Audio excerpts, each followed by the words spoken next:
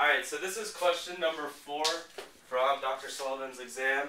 And it says you have a boom that has a weight of 300 newtons going down. And there's a weight attached to it that is 400 newtons. The entire boom is 4 meters. And it wants to know what the tension is in this wire, which is 3 meters away, holding it up. So the first thing we do is we set the sum of forces in the x direction equal to 0.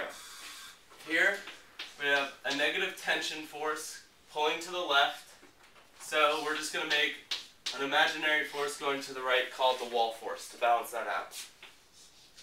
Then we set the sum of forces in the y direction equal to 0. Here we have the weight of the beam, negative, going down. We have the weight of the object that's attached to the beam, also going down. And then we have some normal force that is always opposing it. So we're going to choose our pivot point to be right here. In order to do that, we're going to cross out the wall forces and the normal forces because we don't know what they are. So the sum of torque in this case is equal to the torque of the tension minus the torque of the beam minus the torque of the object. Notice the torque of the tension is positive because it's pulling counterclockwise. The beam and the object are negative because they're both pulling down clockwise if you draw in a circle.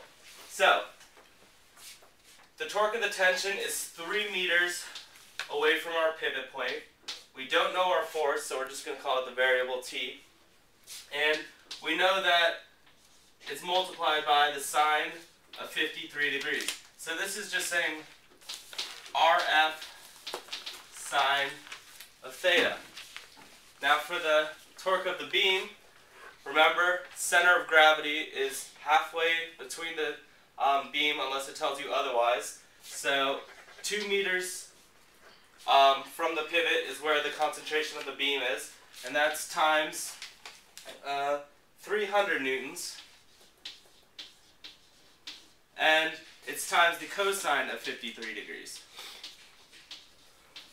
And finally, we're going to add our torque of the object, which is 4 meters from our pivot point,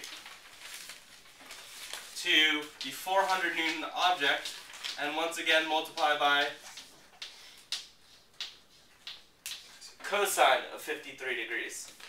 So, because this entire equation equals 0, we can go through and rearrange for the variable t by adding the torque of the beam and the torque of the object to the other side and dividing by 3 times the sine of 53 degrees, and you will get a tension of 550 newtons.